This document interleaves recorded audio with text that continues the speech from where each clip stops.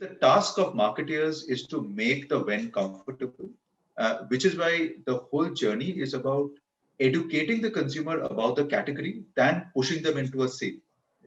A usual automotive journey has most of the education happening back home. Your friend possibly had that vehicle that you want to buy, and so you've already trialed it, you've gone and seen all the reviews, and you sort of know everything. You're walking into, let's say, a showroom or on the website to know the nitty gritty details of actually making the purchase. That is today not true about electric vehicles, which means that a lot of journey that the manufacturer has to spend in is to build awareness around the product, if not so about the category as whole, but through the product as a manifestation, how an electric vehicle will change slash improve the life of the consumer.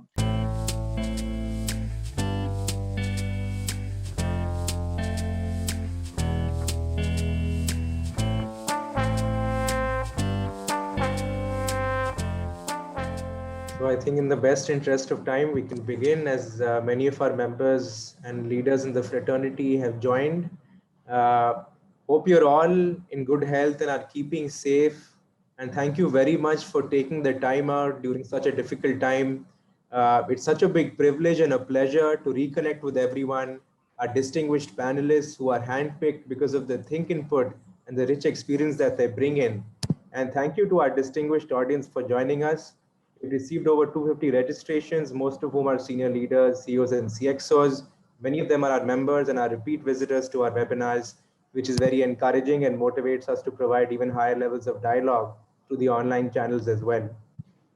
For those of you who are new with us today, the Blue Circle is an exclusive community and ecosystem which is curated for business leaders across 6 sectors currently, which are e-mobility, energy, healthcare, logistics, real estate, and aerospace and defense. We also present socioeconomic insights from time to time, which ultimately determine the evolving complexion of the market. In response to the COVID challenge, the Blue Circle has also accentuated its digital presence. One of the many modes we employ is our weekly webinar series in our digital publication. And in addition to this, and you'll be happy to know that we've just recently launched the first version of the Blue Circle app, which is curated for leaders, somewhat like the sector-specific LinkedIn for senior leaders, a space that brings in like-minded leaders together to have meaningful conversations, connect with each other, house high quality curated content, and provide access to business opportunities across our core areas. So those leaders among you who are interested, please do join us. I will share the link to the app in the chat section as well, and we'll also soon be sending out invitations to our new guests post our webinars. Our Android version also just went live today. We have also begun our selective outreach for membership and have close to 3,000 senior leaders signed up who've joined us in the waitlist in the last couple of months. Today, as part of our marketing and customer acquisition series, we're privileged to have big minds and leading thinkers of the industry join in for our e-mobility circles discussion. Electric vehicles universe is comprised of two-wheelers, three-wheelers, and four-wheelers. The buyers come in different hues depending on use case. The panel selected covers a good spectrum. Let us try to discover the prevailing attitudes and behaviors of each of these segments and how these can be made more conducive to e-vehicle adoption. What is the market research saying? Where do the opportunities and obstacles lie? How can marketing, advertising, and PR facilitate engagement, consideration, and purchase? The topic for today's session is influencing consumer behaviors towards e-vehicle adoption through marketing, advertising, and PR. In the best interest of time, I will just briefly mention the names and designations of the panelists who've joined us. We have with us Mr. Nilay Chandra, Director, Marketing and Charging Infrastructure, Ather Energy. Ms. Pallavi Singh, Senior Business Advisor. Mr. Vivek Srivatsa, Head of Marketing, Passenger Vehicle Business Unit, Tata Motors. And the chair and moderator for the session is Mr. Pavan Chaudhary, who's also a board member and investor in Blue Circle, Chairman MTI, CEO of French MNC Vigon India, is a public intellectual, best-selling author, and is also a leading thinker in e-mobility, energy, and across sectors. So thank you very much, sirs and ma'am, for joining in today. I now request Mr. Chaudhary to please chair and moderate the session, sir. Thank you very much, Siddharth. And what a stellar panel. And let me say the same about the audience, going by the kind of questions which we are receiving. So just taking out one of those, let me read it out. Already so many questions have come and more are coming on my WhatsApp. I'm just reading it out, one out for a sample. Customer is confused and skeptical about the technology and right product for them, resulting from a confused and suspicious state of mind. In terms of charging infrastructure, range of the vehicles, after sales, and high price of today, how can the industry expedite him from consideration to purchase? This is what Ranajit Mukherjee, our head business development and Green Cell Mobility is asking.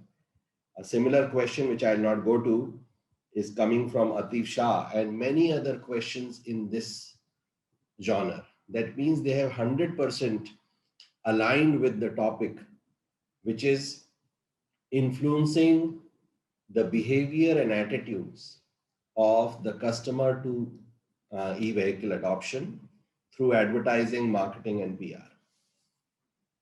Picking up this point, the consideration point, the consideration of EV purchasers is the number of people considering to purchase EVs is very high, up to 80%. But purchase is only 2 to 5%.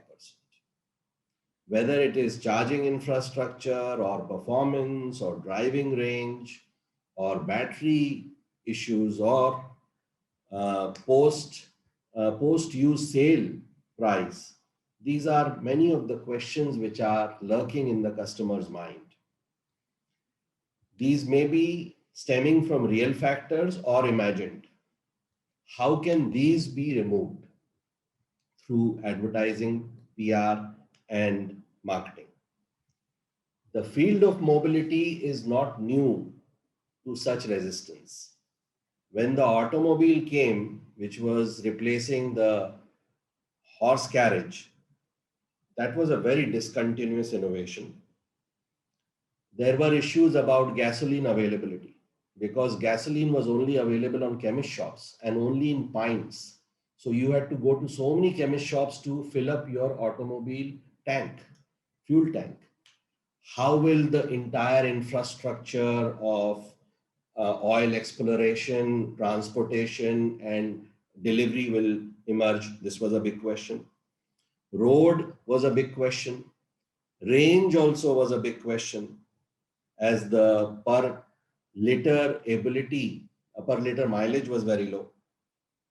Performance was a big question. Steering wheels, which were even patented, had to be swung many times freely before they actually moved to turn the vehicle, which I'm sure people of my vintage would remember sitting in such vehicles.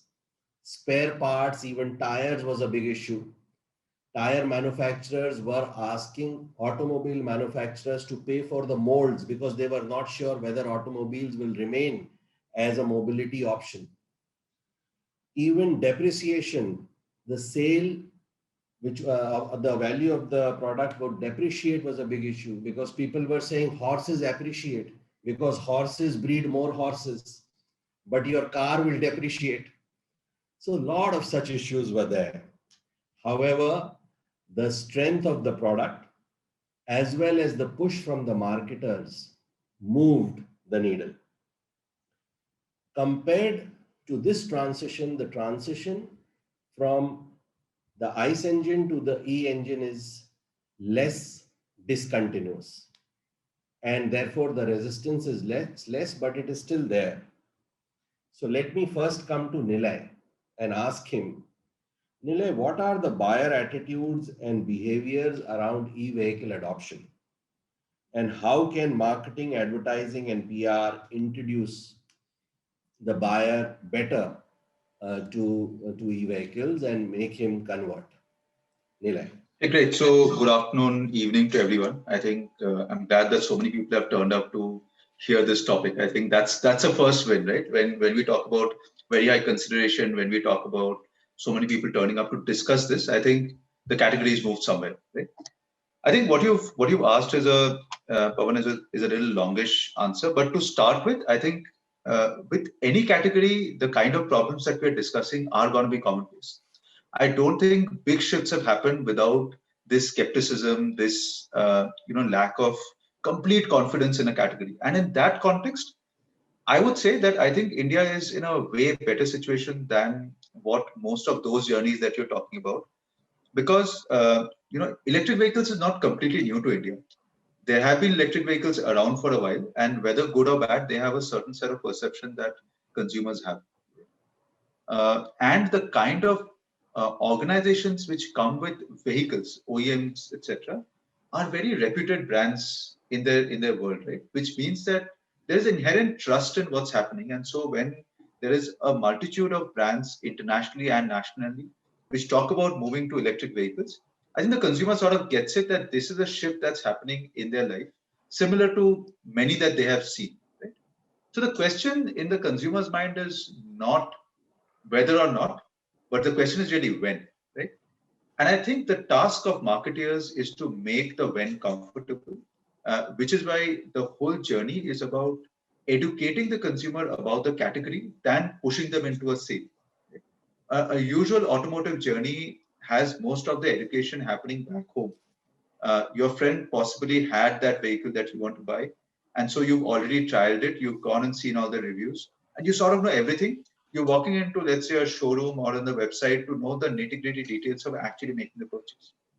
That is today not true about electric vehicles, which means that a lot of journey that the manufacturer has to spend in is to build awareness around the product, if not so about the category as whole, but through the product as a manifestation, how an electric vehicle will change / improve the life of the consumer. So I would say the big focus is awareness, closely followed by trial. There is nothing which can, make the difference that a consumer can get when they actually go through the experience that they have been imagining. Right? And I think trial, in our experience, has been one of the biggest movers of the consumer's needle from an intent to buy to I must have it.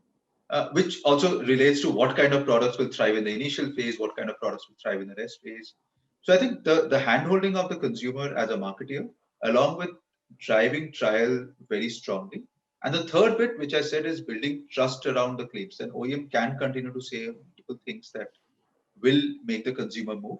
But the consumer has different channels through which they gain trust. Sometimes it's their family, sometimes it's their friends, sometimes it's influencers whom they believe in. So I think the gamut of trust requirement is higher in a new category. Electric vehicles are no different. So I would keep it at that level. I will allow for more conversations to happen around this. No, great point. So basically, first point which you said is that movement to electric vehicles, as I said, is not so discontinuous as was the movement from the horse carriage to the automobile. Fully agree. Also, it is not so less discontinuous as from the rotary dial phone to the push button phone. It was very easy to move from the rotary dial phone to the push button phone because the movement was very, very less and it was immediately visible. So I feel we are somewhere in the middle. I fully agree with you. And you have said that we should focus on awareness, trial, and building trust. Let me now come to Vivek. And I fully agree with you. You have very good points, because we will try to see how this awareness can be built, what is the best way, how trials can happen, and how trust can be built. But before that, let me come to Vivek and ask him that, Vivek, what is it that you would like to add to the description of the customer which Nilay just gave? What are his current attitudes and current behaviors, and how we can influence them? Vivek. Yeah. Thanks, Pawan, for having me on this forum, and hi to everybody on the forum. Now, I was just thinking when you went through the question, Pawan, it was almost like the KRA of a EV marketeer. There were all the questions which probably gets into numbers in our annual appraisal. So it's familiar territory, but not necessarily comfortable territory for all of us. Having said that, especially in India, you can give all the assurances that you want from a marketing point of view, but word of mouth and user experience is very important. So coming to user experience, the value of knowing somebody who's had a good experience with his EV, who's managed to travel long distances, who's managed to own and drive an EV for some time, is going to be increasingly one of the reasons to give confidence to customers. In terms of charging infrastructure, yes, the ability to charge when they want, where they want, is what actually is a crisper definition of the so-called range anxiety. And the kind of parallel like I have in mind is about cellular towers. I get a message every 2 days from my service provider that they've added a new tower, but till the time I have good reception at home, I don't believe them. It's the same with EV charging stations. Firstly, I think people need to be able to see charging stations around them and have a belief that I can access one whenever I want. And that combined with the word of mouth and knowing that quite a large number of people are leading comfortable lives with their EV. These are the two big directions that we are looking at. So, like I said, user experience and overall word of mouth around usage of EV is going to be the priority for Tata Motors at least. Great. Yep. So what Nilay said was line of sight also. You have said word of mouth, that's a great point. Perhaps you also want to include line of sight in it. What Nilay said is you are seeing world over people moving to electric vehicles. So because it is becoming a global village, you are usually adopting whatever the pioneers do, so you will be that much more comfortable. And also perhaps you have hinted, and that thought also came to my mind when you spoke of Tata, that who is giving the word of mouth may not be just the user, but also reliable people or reliable celebrities or corporations speaking about the efficacy or advantage of a product also will add to favorable impressions and conversion movement. Coming to Pallavi. So Pallavi, what is it that you would like to add to this dialogue? And before that, let me open up one thought, which I'll come to Nilay with now, which Vivek has mentioned. Vivek has said that user experience is very important. Now, Ather was a company which had no prior benefit of user experience. You were coming into this sector without having any legacy of being an automotive company. And despite that, you have been successful. So I would like you to go back and tell us what is the way of getting the breakthroughs without having other buyers or other satisfied customers to endorse your product. Let me come to Pallavi and ask her now as to what she would like to add to the dialogue. Pallavi. No, thank you and good evening, everyone, and thanks for joining in. I think a very interesting conversation from the test drive, trials, user experience, word of mouth, all fall into promotion, somewhere fall into consideration, that pyramid of influencing consumer behavior. What I really want to talk about, I think we all know there is a lot of data available now that the global analysts have said that by 2030, the EV sales is going to be almost 30 million globally. What does that really mean for India? I mean, if you look at India right now, 90% or 98% of our population still is very, we on the panel are still 2%, I would say 1.5% of our country. Who are looking at buying, who are exposed to sustainability, who are exposed to environment change, and that's why electric is so important. Apart from how other countries are moving in the sphere of climate change, right?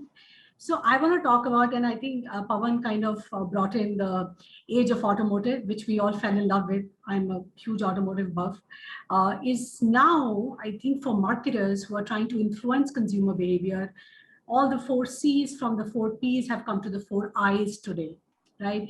And let me explain the 4 I's. And I think I truly believe not just marketers, but growth leaders of today, because marketers of today, of course, love all the debonair of what we do, but we also love databases. And that's what I love about what Ather does through their website. Honestly, it's phenomenal. With the way they communicate with customer is seamless customer journey, very simple, extremely simple. And when I come to the 4 I's, I think Nilesh and Vivek both spoke about it, but I just want to add is that it starts from, insight, which is very important to understand your consumer, where she or he comes from.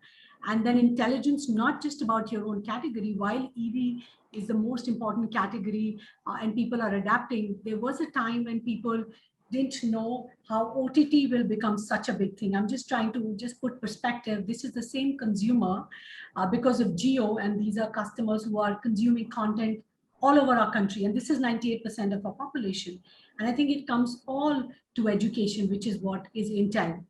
And then inspiring why EV is so important. I think Nilesh spoke about that. That is education. And that education has to be extremely simple for consumer to understand. If I don't adopt this, it is not good for me. When it becomes it's not good for everybody, that's when I think the Indian consumer behaves very differently. Our customer has also evolved over a period of time. And I think the most important, personally, I think for me is impact.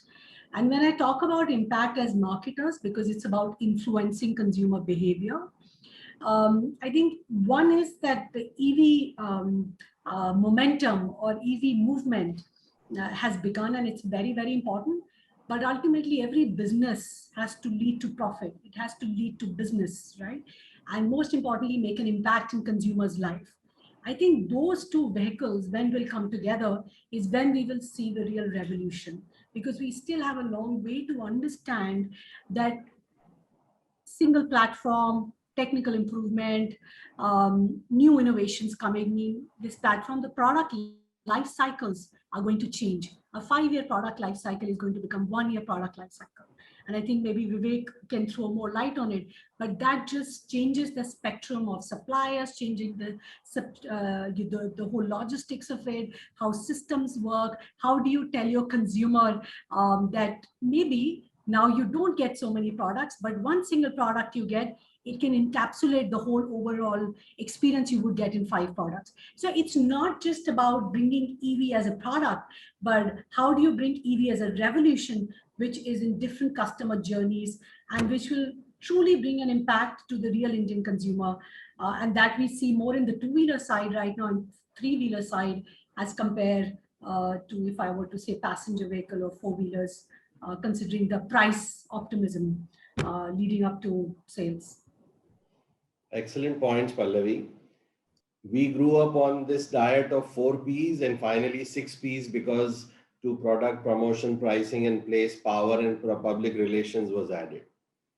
If I had not had the benefit of interacting with bright minds like you in the last few years, I would have found this change from 4 Ps or 6 Ps to 6 Is very discontinuous.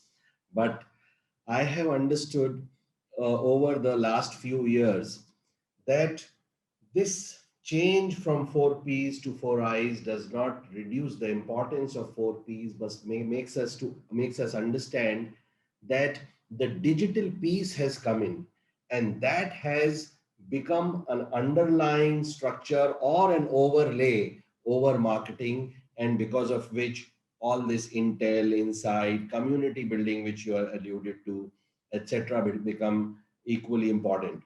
Great points. Very good value addition you have made. Before I go to Nilay, let me just spark this thought with Vivek that let us speak a little more on sustainability. Is sustainability a reason enough for people to move to electric vehicles? Or your answer would be more conditional? Coming to Nilay. So Nilay, one of my favorite advertisements was for Hero Honda. After they had captured the market. 800,000 bikes were there on the road very soon. Rather than speaking about fuel efficiency, they started saying, Aapka Shandar Humsafar, Hero Honda, Jandar Savari, Shandar Savari, no problem bike, etc. Because they realized that it is not because of advertisements that they will sell the product. It is because of user testimonial. Existing buyers will be asked, how's your bike? So they gave words to the existing buyer to speak about his bike, to reassure the prospect. And you saw where it went. But then came Hero Puch, which was a moped. And there were no buyers of Hero Puch. So they said, Amir Khan said in their ad, अकेले होती है हर नई शुरुआत. जब शक्ति हो अपने पास तो जमाना देगा साथ. Hero Puch, making the buyer on almost a pioneer, changing the frame of reference, going away from positioning, going to the frame of reference change, that though this is how the market operates, you operate differently, you be a pioneer. However, Hero Puch, for reasons not related to marketing, I feel, wasn't such a big success. But Ather was a very big success in spite of the fact that you were also quite lonely when you started. How did you make that happen, Nilay? So I think calling Ather already a success, I think I would want to discuss this again a couple of years later and say now it's there. But I think I'm linking also back to the question that you asked a little while back, right? To say, hey, you didn't have the advantage of having like a huge years of name behind you, right? And I think that's very relevant. This is a category, like I said, where trust is very important. It's a category of family safety and family joy, right? And which is what makes trust such an important thing. You're finally riding on this automobile on the road. Your life is dependent on it, and in many cases, like maybe your family, some member is riding. So just getting out of that point, I think one of the things that Ather had the privilege by virtue of not having a past history is to build it from scratch, right? I think this is one of the learnings that if there is like mostly when a lot of people start new, they see a huge baggage in that I don't have what others have from years of experience. In a way, I think it in industries like automobile where you can't keep building from scratch every other year.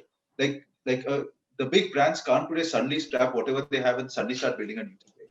So in that kind of an environment, the ability to knit everything together is a huge advantage that a brand can get if it's playing to its advantage. Right? I think that's one of the areas where I would say that the journey till now has been very interesting for Ather because we've been able to stitch all of it together.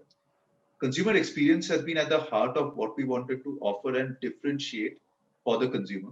And it was not merely a game of specs better than somebody or merely a price offering that's better for somebody. If value has to get created, then one of the big things that marketing as a function can bring into it is how do you create that disproportionate value and experience today's generation gives more value to experience, right?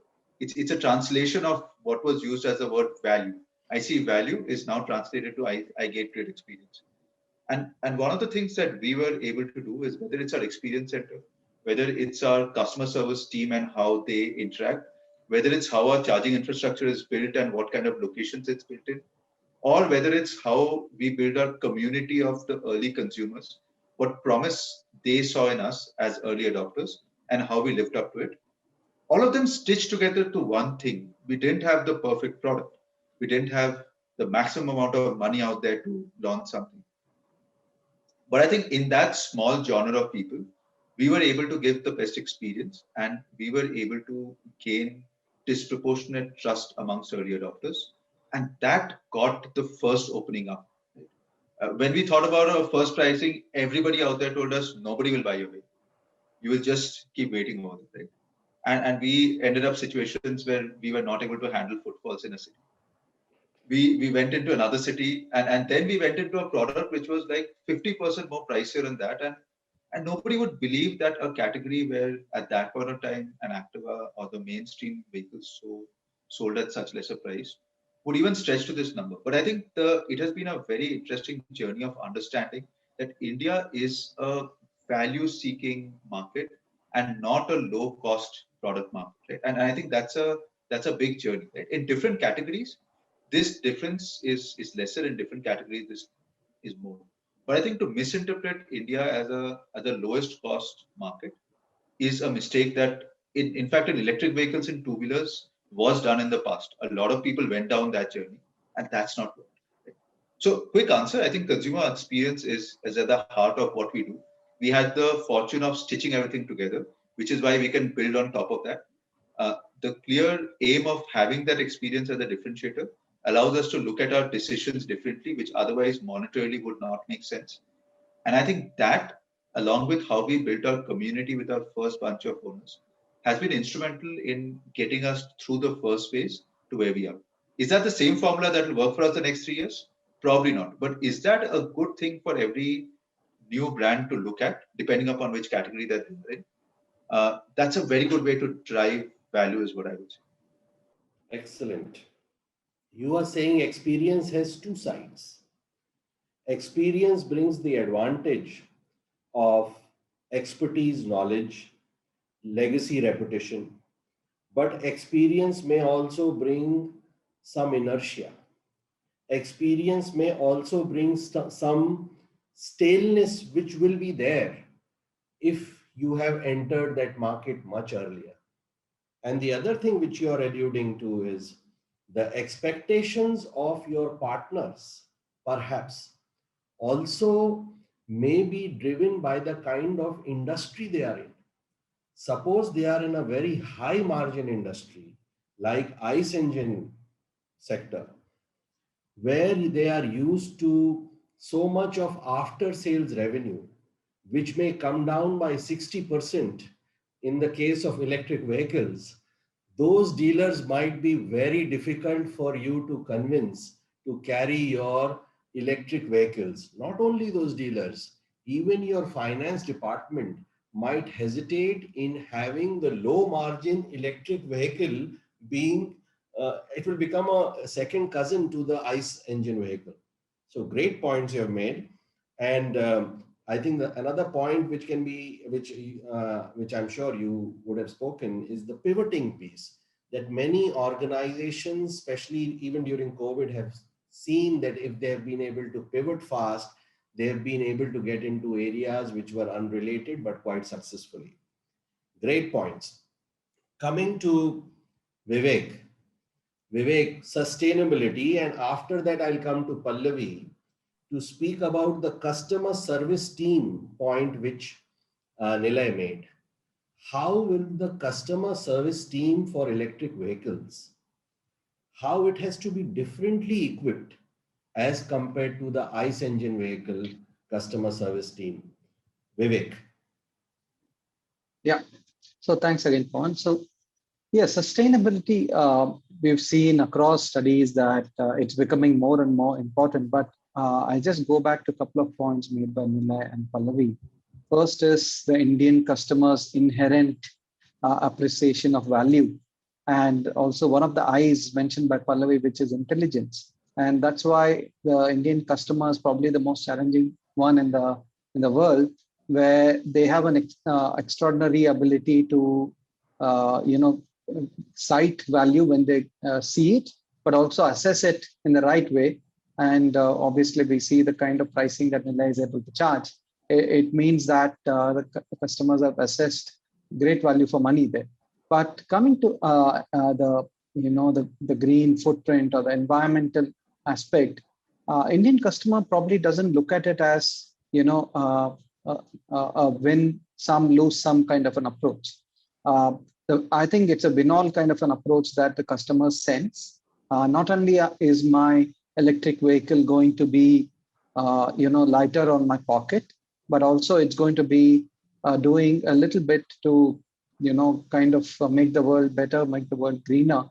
And that point, which is what you alluded to right in the end about the low pain of maintenance and the low cost of maintenance, is a very, very important point for customers going ahead, because maintenance in terms of visits to service center is not only a recurring cost, but also the demands on time and unpredictability is becoming a major issue, more so in the current kind of situation where, just going anywhere or giving your car to somebody to even get it serviced becomes a more challenging proposition. So, we've kind of categorized three big needs that Indian customers are looking at in terms of EVs, or three, I would say, big selling points. Clearly, surprisingly, performance seekers seek out EVs. And, it's a well-known fact that EVs, not only are they cheaper to run, easier to maintain, but actually the kind of driving pleasure they deliver is amazing. And we see that the net promoter score among people who have bought EVs and living with them is immensely high.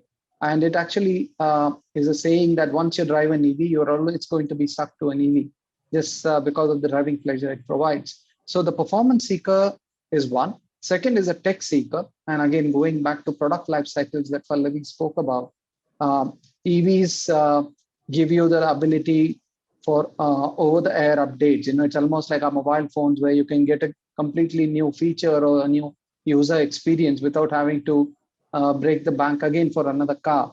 And, all the other, the tech interventions, including gamifications, how you compare yourself with everybody in your family or in your town or your friend circle on who's a better driver and stuff like that. That drives value in the customer's mind. And lastly, we spoke about the environmentalist, as we like to call, who is aware that he's going to definitely kind of have a positive impact on his environment.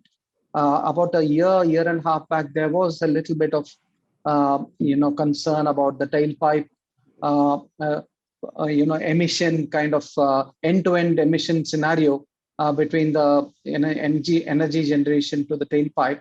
But that, I think, kind of has passed by, and people are completely convinced that not only is the EV cheaper on the pocket, but I think it leaves a much better footprint on the environment. So, like I said, coming back, the Indian customer sees value in a completely different way, and he definitely wants to be an environmentalist. But at the same time, it's not that he's going to give up on the other finer aspects of buying an EV. Great points. So there are two schools of thought, as you know. One is of marketers and advertisers saying that the environmental peg is not a strong enough peg for moving people from awareness to conversion. There is another school of thought which says we cannot abandon this peg completely, and that is where you and Pallavi are coming from. And I fully agree with that. The first school of thought is saying that when you go for environmentalism as an important peg, then you make the product boring, and then you perhaps appeal to hypocritical instincts of people. However, there might be some truth in that, but I fully agree with what both of you are saying, that there are aspects of environmentalism as well as environmental cohorts which can be tapped.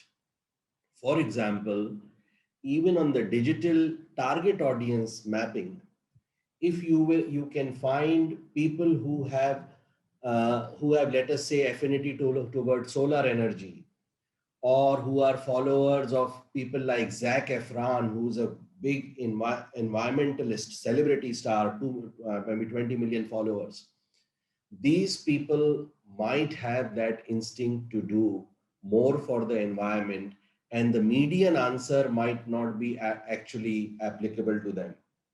So, great points: performance seeking, tech seeking, and environmental seeking also.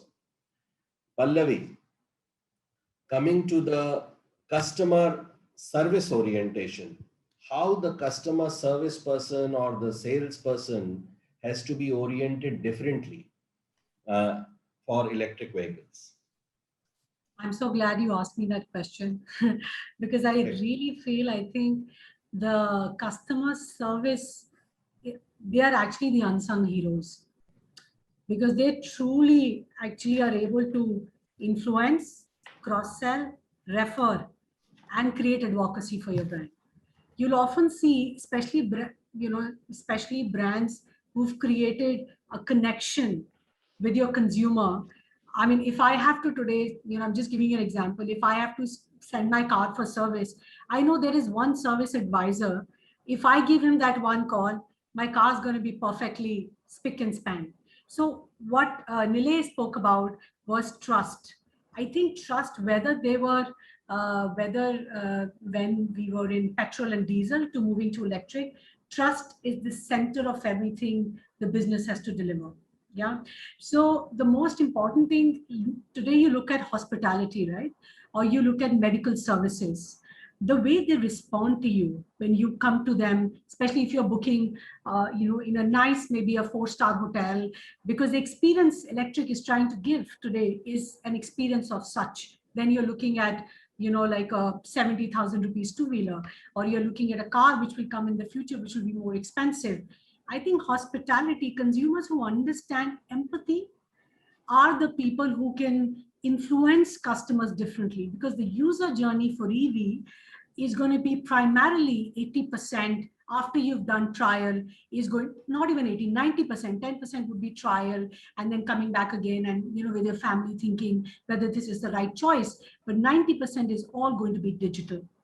Everything is going to be digital. Hence, people who interact with you, are they patient?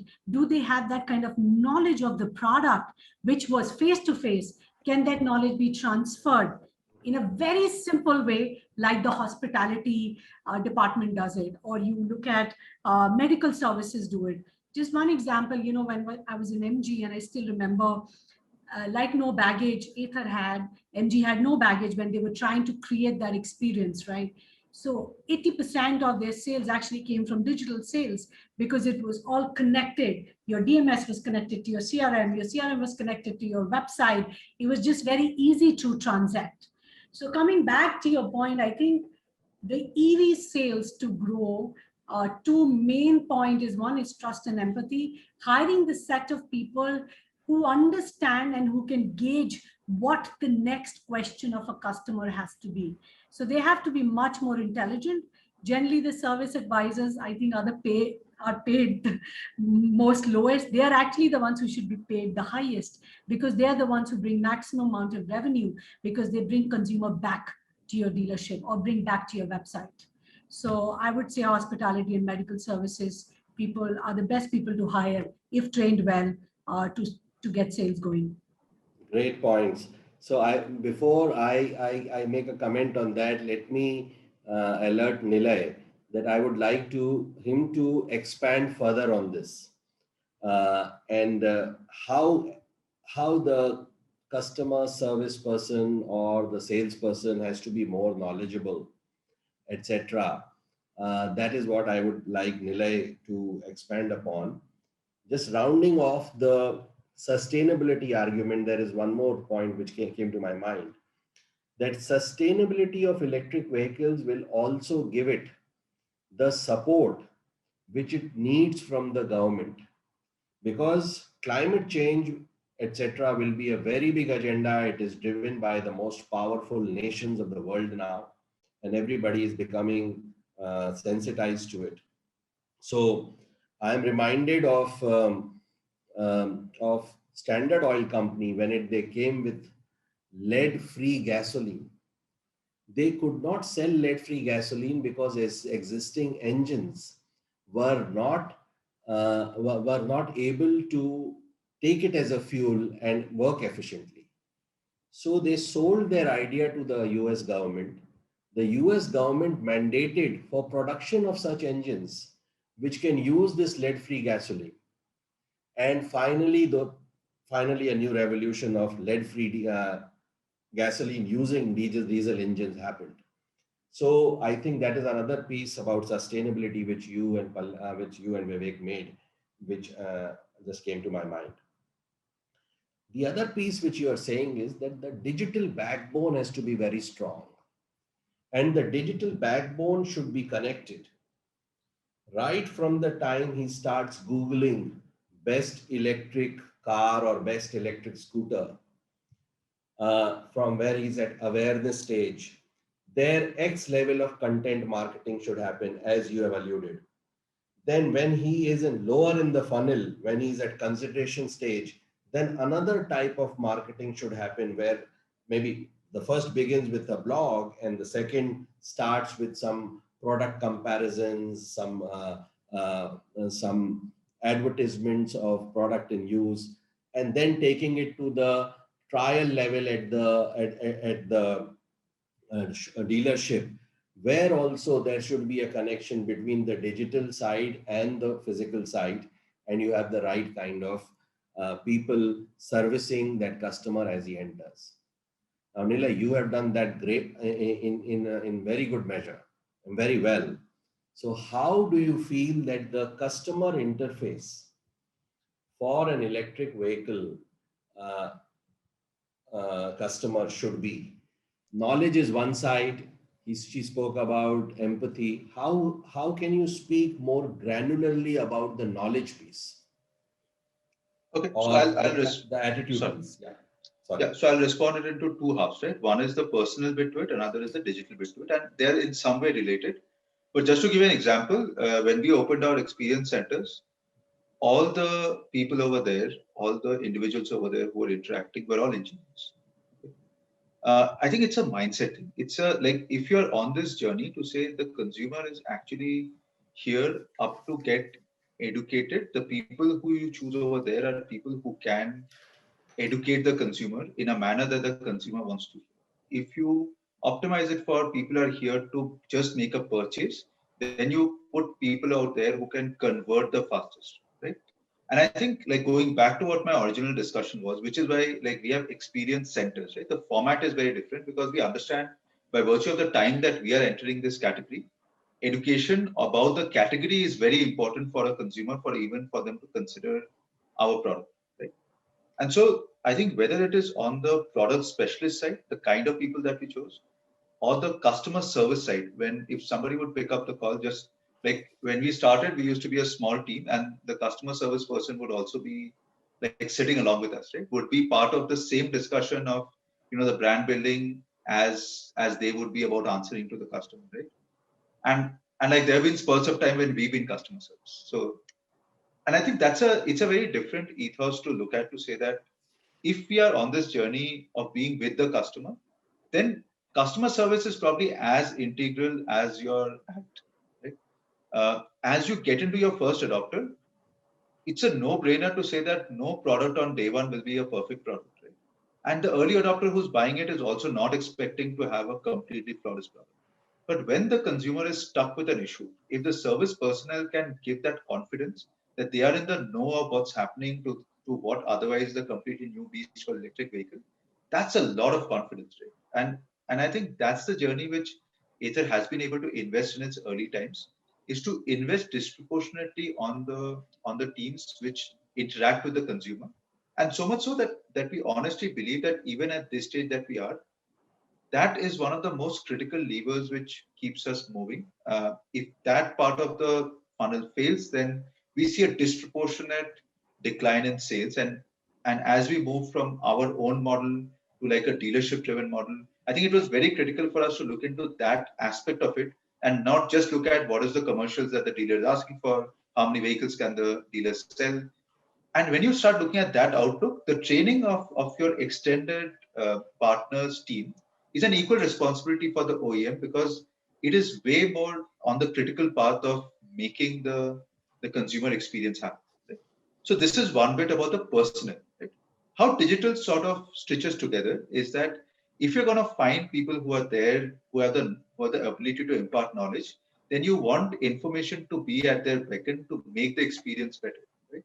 If somebody walked into the experience center, then you would want that the personnel, the product specialist who's over there is able to engage with that person in a customized manner and doesn't have like a single formula of how they have to interact. If you have to do that, then all your touch points then need to be connected. Hence the consumer doing a test drive booking online gives you the detail of the consumer.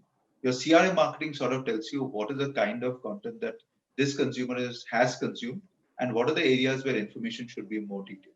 And even after this journey, the ability to keep in touch, I think digital sort of enables information, the free flow of communication between the organization and the consumer. And what it is able to do is to allow the consumer to focus their time on what they want to, while things that they do not want to get done seamlessly. And that's been one of the ethos of how we've intertwined and built this digital network. Is to say that information is available at the point when a person needs to give a solution to a consumer. And for the consumer, they are able to focus their time on things that they should, whereas things which are more, you know, executionally, more run-of-the-mill stuff gets taken care of. And I think this, together with the kind of personnel that we have, sort of helps stitch that experience way better. And to that extent, I agree to Pallavi that I think digital has a, like, tools and systems have a huge role to play in how new age brands can succeed in a shop. Great. So coming back on that, how do you think should be the attitude of a salesperson in the dealership shop or in your experience center? The attitude of an automobile salesperson is usually transactional. Close the sale. Okay. However, some research from McKinsey as well as other experiential learnings which are coming, that perhaps this is more to do with awareness. And I'm forgetting the name of this author who has now written a book that sales need not be transactional and very mercenary in your it need not be a very, let me, transactional kind of a thing, but informational, persuasive, trust building measures can get you more sales. Do you feel that the salesperson's training as well as his outlook towards the customer as a prey who has to be closed has to be changed in the e-vehicle sector? This for me. Okay. Yeah. So actually, there is no one extreme of the answer. I think to say that the sales personnel needs to only deliver experience would equally not be correct. So the way I would look at this is to say that, sure, and I think this is true not only for electric vehicles, I will extend to say it is true about all the other automobiles, even if they are petrol or they are diesel. And it is true about most part of retail today, that the personnel on the floor needs to be able to connect with the consumer, needs to be able to provide information, and needs to be persuasive, right? I think these three, and the degree of it might vary a little bit. If it's a new category, then information becomes a little higher. But I think these three are very core to a personnel succeeding on the floor, right? I would rather put this question back to say, what is the personnel evaluated on? If the personnel is evaluated on the number of sales that they have done, but they are expected to give great information and be very informative, that is not likely to work, right? So the question, actually, from a capability perspective, I think the same genre of personnel which are there on the shop floor can work equally brilliantly if the orientation of the partner or the OEM changes to measuring them equally on experience, to coaching and training them equally on experience, as much as on information, as the sales or the persuasive number. So I would hold more of us OEMs guilty or the dealer partners guilty of making the personnel more transactional than the quality of the personnel on the floor. Very good point. I think you have nuanced it beautifully. And you have ended it with the KRAs, which Vivek spoke of, that the KRAs need to be more wholesome. And what we are measuring them on has to be not just number of people closed. And what I liked about your answer was that neither Zig Ziglar, with his extremely, let me say, transactional, how many customers have you closed, is the right sales approach. Nor is Daniel Pink, I was forgetting that name, Daniel Pink's approach of being only informational is the right space. So perhaps the right approach is somewhere in the middle, where you are moving towards an outcome of converting the customer, but at the same time, you are not in such a hurry that you need to close him under pressure. You are using your persuasion as well as your information as his persuasion. To persuade him, you're using information, but you're not a pencil nibbler who doesn't know how to move the agenda forward. Something of in the middle is what you are advocating. Great point. Vivek, we were talking about customer experience. You spoke about customer experience. And you spoke about the thrill of the ride and overall experience. So as far as driving electric vehicles is concerned, it is surely a more zen experience because the clutch is not there, the gearbox is not there, the revs which get you a high torque are lower. So all that is there. I fully agree with that. Does this experience come with some technological nostalgia also? Do some customers want a little more sound? Do some customers want a little more engagement? What is your experience in this space, and how will you move such customers to adopt this more Zen-like machine? Vivek. Yeah, I think very good question, I would say. And yes, working in the automotive industry, like Pallavi said earlier, we're all petrol heads, and we love to have control of the car, hold the gear for a longer while and stuff like that. And of course, the engine sound is sweet music to us. But I think in the end, it's just a different kind of kick, I would say, when you drive the electric vehicle. The low end torque that is available is completely different. The sheer silence of the car also gets addictive. So I would say the purists will take a longer time to convert. They might hold on to their loved machines as vintage machines, which they can take out over the weekends, probably. But their daily drivers would definitely move towards the EV category, is what I feel. Whereas the bulk of the population who just want to move from point A to point B would gladly move into the EV mobility bandwagon. The purists will hold on to the nostalgia, hold on to the smell of gasoline more as sentiment, but they too would be there to enjoy the EV experience as well. Today, we have many companies who start with driving pleasure as a primary reason to move to EV. You have, in fact, most of the premium automakers in the EV space, their first calling card is around performance, around the feel of the drive. So I don't think that will be lost to the purists as well. So it's just like I said, a different kind of addiction that they'll develop.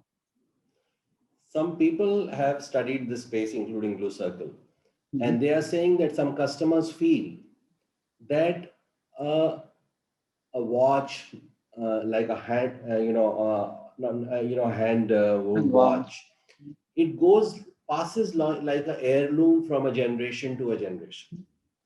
The same may not happen for an electronic Apple Watch.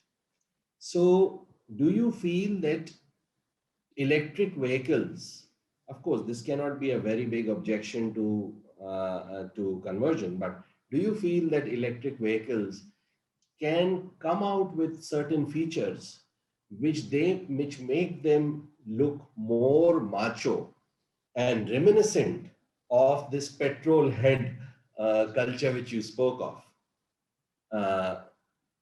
Vivek. Yeah, for sure. I mean, we've already seen not only in electric vehicles. In fact, the first time I saw it was on a petrol engine car, where the speakers inside the car actually generate the sound of an engine, and you could actually change the sound of the engine to a, I mean, pardon me for taking names, but you could choose what kind of car you're driving. It could be a Ferrari or a Porsche or something like that. So I think it's not too much of a high-tech intervention in terms of recreating the engine sound. Probably they'll have, in India, we'll have to recreate the sounds of the cities as well for people to feel at home. If you want to replicate sound of Mumbai, you can do that. Maybe it allows you to overcome a bit of homesickness if you're traveling away. Yeah, but yes, that's bound to happen. I think a little bit of tech interventions is bound to happen. But coming back to your example of heirlooms of hand-wound watches, that's bound to happen. We still have collector editions of very rare models of automotive being passed on. But we should also remember that Apple Watch has revolutionized the hand-worn luxury watch market. I think they're selling 10 times more than what used to be the total industry sales. So I think it's imminent. Technology and the move towards EV is going to be permanent, but technological interventions to hold on to nostalgia, give a more earthy feel, will definitely find its place. Absolutely, and you're absolutely right. Apple Watch has revolutionized the space so much and added so much more value than an heirloom can add, because an Apple Watch is now making sure that you live longer, because of so many medical interventions. It has become a signpost for. So great point. Pallavi, any comments you'd like to add to this? Otherwise, I had one particular point regarding changing perceptions about a particular class of vehicles because of the kind of people who are using it or kind of people who are likely to use it. But any particular points which you have to add to the dialogue so far? And Nilay, then I would like to come to you with a question which is specifically addressed to you. It is, what is the PR strategy of Ather? So please share with us what is the PR strategy with Ather while we listen. And before that, let us listen to Pallavi. No, I think what Vivek was saying was music to my ears. I'm petrol head at heart. Very difficult to let go of your petrol engines. But I think whether it's Apple Watch or whether it's your old grandfather's watch, the purpose used to be very different back then, right? So the purpose of an Apple Watch today or a purpose of an EV is defined by, of course, the brands, but also defined by consumers. So over a period of time, we will see EV also cascading and having that nostalgia over a period of time. But I think it is very, very important to define the purpose of the product and the purpose of the brand which is entering into this category, which will make it nostalgic. I still remember giving you one example. When I first time rode the BMW i3, though it's really small, but when you sit in the car, the experience is very different because it feels like you're sitting in a small spaceship. It gives you everything very futuristic, which you've seen in movies. And then you sit on a live wire, which is a motorcycle, and the sound is still potato, but it still gives you 0 to 100 at a speed you can't imagine. So I think it totally depends what the brand's purpose is. You still have to keep, because automobiles are meant to give you acceleration, meant to give you that high in life, right? So if that goes away, somewhere you're letting go of what the purpose of that automotive is. So it totally depends on the strategy of the brand. But I think at heart, as consumers and as human beings, blood rushes in our body. And it's important for brands to understand customer, whether it's 90 or 100 or 70 or 10. There is some nuances will remain the same. So it depends on brands to merge those strategies. Yeah, That would be my take. No, I think wonderfully. I am reminded of when tractors came into the world. That time, people had an identity. Farmers had an identity of living with the oxen and horses, etc. For a long time, they did not move to tractors because they felt nostalgically attached to that type of living. And I feel that what you're saying is absolutely correct, and what Vivek says gives me the hope, though I've never had the audio pleasure of sitting in a Ferrari, but I think I can get it through that specific music system or drive which he's speaking about. So it gives us hope. Great points, Nilay. What is the Yeah, PR strategy of Ather? Please I'll share come to the. as much as you can. No, I'll come to that, but because we are on this previous topic, I thought it's very interesting to that we are having this discussion. Is that I think customers will try to continue seeing some connection with their past memories in this new beginning, right?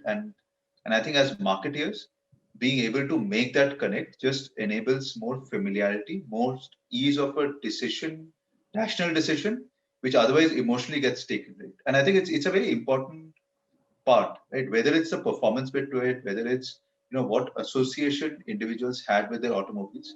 I think if that starts changing, then the category will fundamentally have face rejection because the customer is not rejecting the category, the customer is rejecting the going away of that feeling, right? And that's sort of very important. I know a lot of stories of when the cars first started, how they were of the names of horses, they had images of horses, right? And so on and so forth to start replicate the feeling that hey, it isn't very different, right? And because that nostalgia is also an important part of the consumer. But yeah, that set aside, I think very difficult to discuss a PR strategy in this meeting. But I'll just give some context, right? That in a category where there are well entrenched players, a new player can provide a fresh perspective, right? And the perspective in this case was the fact that if you consider that electric vehicle when we started, even when we started being a little more salient in media, in PR, somewhere around 2014-15, was imagined as something that's very very far away, right? And the biggest of players were sort of pushing it away by like 10 years, 15 years. The fact that there was a contrast with somebody who was promising a future that was more nearby and beat each disbelief by actually demonstrating outcomes. I think that sort of brought a contrast in why the PR world would look at us. Right? And it would not be easy because typically if the journalists would cover the top 5 automobiles, then they would sort of be covered in this field. Right? To go to a startup to have a point of view, I think was new to them. But I think what worked really well at that stage is that we had a very fresh perspective. So if anybody had to contrast any opinion, then I think that definitely came for us, and it came genuinely. It was not because we wanted to position ourselves as the antithesis, but because fundamentally we saw the future the way a lot of us are seeing today. Right? Even at that point in time, we continue to say, "Hey, electric is inevitable." Right? So I think that was one aspect. The second bit was that I think being, and I don't know if this is pure PR strategy, but being approachable at a very initial stage and being candid about views just offers more views into the organization. And I think that's something that journalists do not get an access to in big size companies where there are like a standing statement and that's all you get, right? So I think on a very softer aspect, these were things which work. But on a very on functionally, I think while we started from Bangalore, we never looked at ourselves as a brand which is from a city. We always looked at ourselves as a national brand which is started from a city, and that was the orientation as to how we reached out to the national media. And I think that sort of came back at us being perceived at greater than scale than the number of vehicles that we had at road at that point. We were fortunate that there weren't enough success stories to talk about electric vehicle. So every time somebody had to talk about electric vehicle and they were looking at a success story, the nearest partner that they would get was probably Ather. So I think that way we were fortunate. Uh, I think when brands are at an early stage and when as marketing you're trying to decide where should you invest on in terms of people and energy, I think PR is a very very important aspect because a disproportionate movement on that journey in the initial phase reaps a lot of harvest later, right? In multiple ways, from a consumer awareness perspective, from like we were talking about trust, we were talking about getting the conversation about electric vehicles going. if you did not go and tell the journalists what is there for them to see, evaluate, and write, who would? Because nobody else is doing that, right? So I think to that extent, and even from a government policy, etc., like no, none of the early stage companies would have the clout to go and have a view with the government. Right? We were fortunate enough that electric vehicles, we were seen as a poster child, so we had a view. But otherwise, views spread across by different journalists allows for a place for in our case, for example, good performing vehicles. Earlier, there was no place for a good performing vehicle to have a different view into this electric vehicle conversation. Right? But that had been the journey, and I would attribute us considering PR as an important aspect for that. I don't know if that qualifies for giving away the strategy of PR, but I just want to highlight some bits which sort of worked in our business. Right now, it's very different. So, they say this was a difficult question to handle. That's why I posed it to you. They say that sometimes if you're walking in the dark through a jungle, complete darkness, and there is a lightning which takes place, and for a moment you can see some pillar or some tower at a particular distance, maybe 10 kilometers away. But then you turn towards that because you know that there is that this path will lead you to the right destination. So your answer was like that. And I'm sure that those people who really wanted to learn from this and get inspired got enough light to walk in that direction. Great points. And there are many other questions, and I've tried to handle most of the thoughts which came up through the questions. Very good questions. However, it is time now to close because we are already over our time limit. So if I was to summarize as to what is the gist of the advertising, PR, and marketing strategy, communication strategy and marketing strategy, we can look at two kinds of barriers which we have seen through these experienced and consummate professionals, which may be there in the minds of the EV customer also. First kind is the functional barriers, and the second kind is the psychological barriers. In the functional barriers, there are usage barriers. The one example which I gave was of lead-free gasoline engines, which we are out of that space, but Nilay pointed out to the fact that policy making is very important here. So the government can really benefit and expedite change.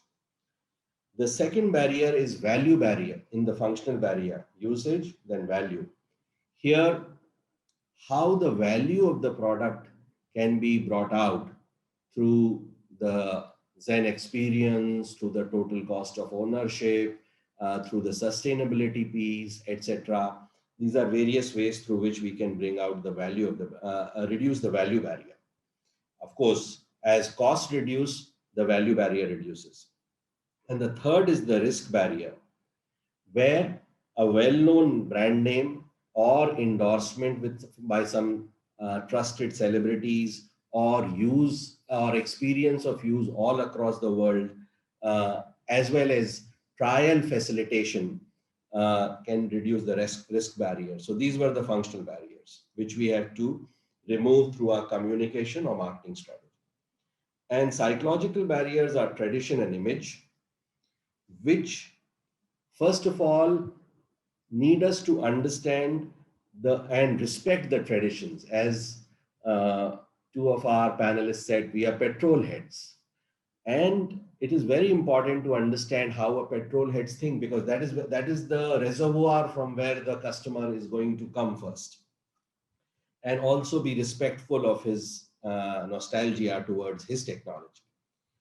For that, education to customers and some bridging elements, as Nilay spoke of, that in the beginning, the cars had names of horses and logos of horses, etc. So that bridging also has to happen well. And this is how we can overcome tradition and image barriers. So it was a very useful discussion. Thank you very much, panel. very fine audience, what lovely questions, and how much and their love for learning, I think, is shared by the panel. We have all stayed together for far more than the time. I will pass it on now to Siddharth. And this summary which I have given is based on a model which I unearthed, and I will share that with you on the Blue Circle app. Siddharth. So thank you very much, sirs and ma'am. Such a wonderful conversation. As a marketer myself, I've taken home a lot. Immensely enjoyed today's conversation, and such a privilege to hear you all. I'm sure our leaders have taken home several nuggets from today, and I wish there was more time. And thank you to our leaders in the audience for joining in such large numbers and for staying till the end, and for always sharing excellent questions. For the questions that have not been addressed due to paucity of time, I will share the relevant ones with the leaders on the panel and request some of their time for it. We will also try to post the answers in the community app as well. Along with our weekly webinar series, we're taking these discussions and conversations on the exclusive community app, which is curated for senior leaders across our 6 sectors that are e-mobility, energy, real estate, logistics, healthcare, and aerospace and defense. So whether you would like to engage with us on our platform, leaders are invited to join the e-mobility circle and also get access to the other allied industry circles. I've also shared the app link in the chat box and will be emailing the leaders in the audience shortly. So thank you very much, sirs and ma'am, once again. We look forward to having more such discussions in the future, and please do stay safe.